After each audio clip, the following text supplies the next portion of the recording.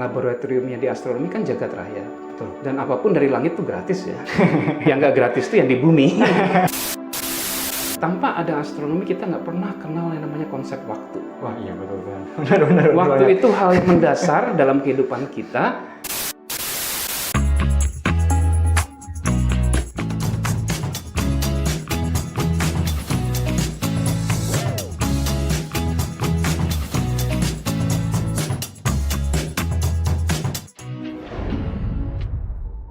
Halo Sobat OIF, bertemu kembali dalam program Podcast OIF. Saat ini OIF UMSU berkesempatan untuk mengundang salah satu member dari International Astronomical Union atau IAU, yaitu Pak Dr. Hakim Lutfi Malasan. Bagaimana kabarnya? Alhamdulillah. Sedang menikmati durian di Medan, Aceh, dan tadi pagi sebenarnya pengen mengintip Venus ya di langit timur. Cuman saya rada berawan tipis. Betul. Sementara berapa teman dari Bandung nanya ini di Medan mestinya Venus bisa lebih tinggi nih, kan lebih di barat kan ya. Betul. Ya mudah-mudahan nanti ada kesempatan untuk melihat planet Venus Amin. lagi gitu. Jadi ini Pak, ngomong-ngomong tentang inovasi astronomi di Indonesia saat ini, Bapak juga aktif di bidang Olimpiade Astronomi. Melihat perkembangan untuk pemula nih Pak astronomi itu bagaimana Pak di Indonesia sampai sekarang? Betul. Baik, sebelum menjawab pertanyaan ini, izinkan saya juga ingin menyampaikan ini ya, Dirgahayu OIF UMSU ya, ke-8 ini ya. Ke-9. Ya, namun dengan usia yang relatif masih muda, saya melihat luar biasa ya, kontribusi OIF itu bagi banyak anak bangsa gitu ya, dalam rangka mencerdaskan dan sebenarnya kita sangat merindukan Sumatera itu yang sebenarnya punya banyak mutiara. Mutiara itu dalam pengertian anak-anak yang talented, yang punya passion begitu tinggi pada astronomi itu lahir ya dari Sumatera itu cukup banyak. Makanya perlu wadah dan wadah itu nggak bisa cuma sentris pada Pulau Jawa gitu ya, karena kita lihat juga Sumatera lebih dari layak untuk bisa menjadi host pengembangan minat-minat talenta muda gitu ya, dalam pengembangan animo mereka pada pembelajaran langit gitu ya, pembelajaran tentang kedirgantaraan. Dan memang sebenarnya astronomi itu kan manifestasi dari bagaimana seorang generasi pembelajar muda itu mencoba mengembangkan kemampuan inovasi mereka. Gitu. Nah, kenapa bisa demikian? Karena kalau kita ngomong tentang laboratoriumnya di astronomi kan jagat raya. Dan apapun dari langit itu gratis ya. Yang nggak gratis itu yang di bumi. Jadi justru apa-apa sinyal dan anugerah dari langit yang gratis itu bagaimana kita bisa manfaatkan dengan mengembangkan inovasi untuk mengembangkan alat penangkap sinyal dari langit. Yang semakin kesini mestinya semakin canggih, semakin efektif, semakin mudah dipelajari, semakin mudah bagi seorang pemula sekalipun untuk membuat instrumen atau alat seperti itu. Falak, astronomi adalah bidang-bidang sains yang tertua yang juga menawarkan tantangan bagi yang muda untuk selalu berinovasi.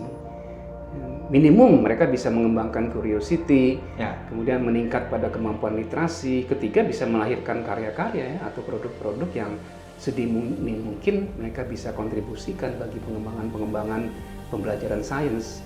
Ya, misalnya, saya ambil contoh beberapa siswa SMA itu aktif dalam mencoba mengembangkan instrumen untuk mengukur hari tanpa bayangan di satu tempat. Sundial seperti itu. Dan betapa kreatifnya anak-anak muda itu dari selevel SMP, SMA itu bisa mengembangkan sundial yang mencoba mengkombinasikan pengetahuan astronomi yang proper dengan hal-hal yang sifatnya estetik. Gitu ya, bikin kenomon yang memang mencirikan kedaerahannya.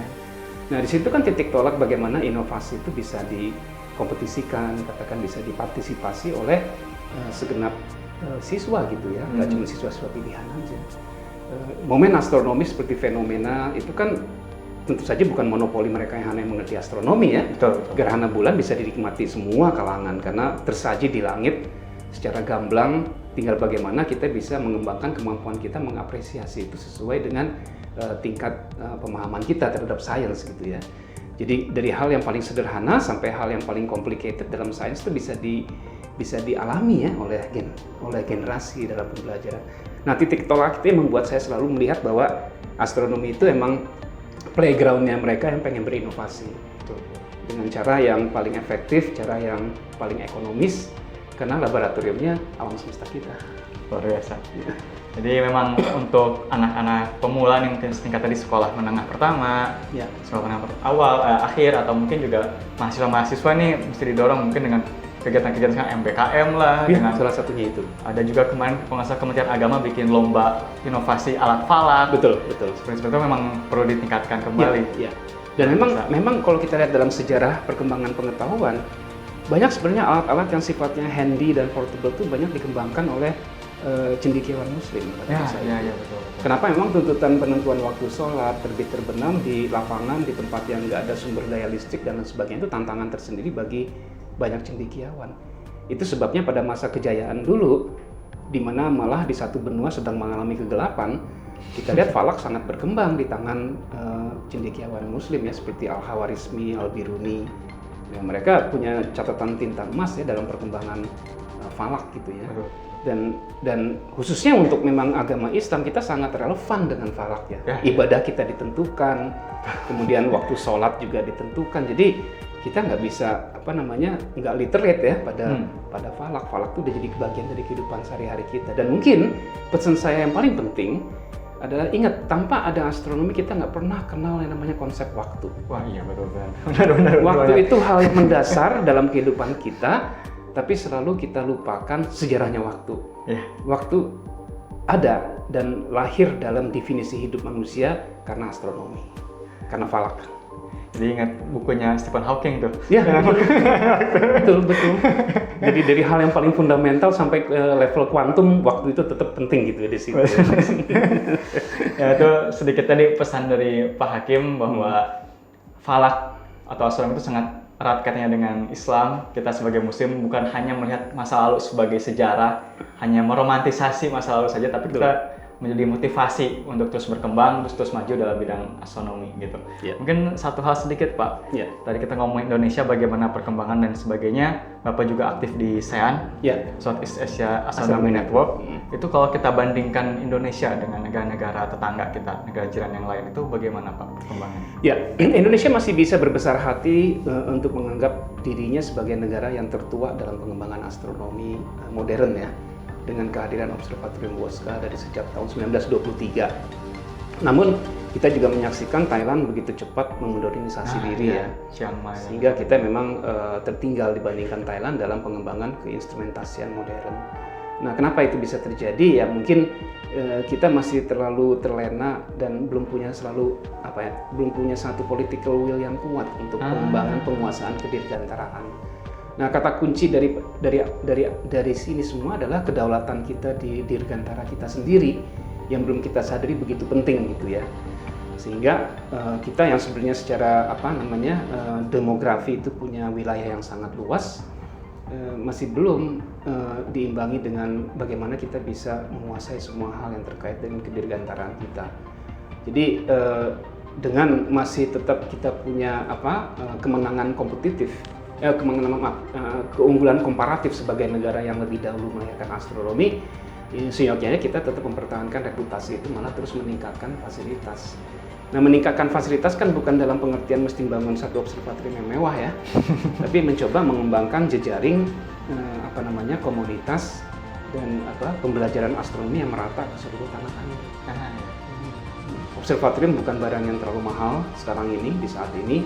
Dan teleskop robotik ada di mana-mana, tinggal bagaimana modus pembelajaran astronomi itu bisa dikembangkan di seluruh pelosok di tanah air dengan memanfaatkan observatorium yang ada atau membangun beberapa stasiun-stasiun observatorium yang kecil. Dan kita juga menyambut kehadiran 3,8 meter teleskop ya, yang nantinya akan jadi teleskop terbesar di Asia Tenggara, yang mudah-mudahan bisa mengembalikan lagi Indonesia pada supremasi astronominya ya, yang pernah dialami dari tahun 1920-an sampai 1960-an ya. Ketika itu, ya insya Allah kita akan sama-sama melihat bahwa astronomi itu jadi komitmen bangsa gitu ya ke depan untuk kata Pak Soekarno ketika pembangunan POJ juga seperti itu. Betul. Jadi ya bangsa Indonesia mesti pertama bebas dari tahyul, bangsa Indonesia juga mesti bangsa yang jadi berdaulat pada kedirgantaraan. Ya bangsa Indonesia juga mesti bisa menguasai kedirgantaraan ya di semua lini nantinya ke depan. Mantap, luar biasa. Jadi itu sedikit diskusi kita Pak terkait pengembangan instrumen astronomi, inovasi astronomi, juga bagaimana sekarang kondisi Indonesia dibanding dengan negara tetangga, dan ya alhamdulillah kita masih bisa berbesar hati seperti kata Pak Hakim tadi. Semoga kita bisa terus menjaga supremasi kita. Begitu pula mungkin dengan Aif Umsu yang sekarang sudah punya di Barus. Luar biasa. Sekarang sudah masuk ke tahun ke-10. Mungkin sebelum menutup perjumpaan kita pada kesempatan kali ini, ada sedikit salam atau mungkin kesan-pesan kepada Aif Umsu, Pak? Ya, saya teringat dua hal, bahwa saya memimpikan adanya OIF yang lain di Indonesia, bukan hanya di wilayah barat, wilayah tengah dan wilayah timur. Itu mimpi, sehingga kita memang punya minimum satu pos pengamatan untuk kepentingan astronomi yang mewakili zona barat, zona tengah, zona timur. Yang kedua, kalau mengutip apa yang disampaikan oleh John Ruskin, itu salah satu filsuf favorit saya gitu. Beliau mengatakan bahwa alam itu melukis keindahan dari ke hari dan tergantung pada kita, apakah kita bisa menikmati atau tidak. Terima kasih. Mantap, luar biasa. Terima kasih atas waktunya. Semoga berkenan untuk menikmati kota Medan dan sekitarnya. Sampai jumpa dalam program podcast saya berikutnya. Assalamualaikum warahmatullahi wabarakatuh.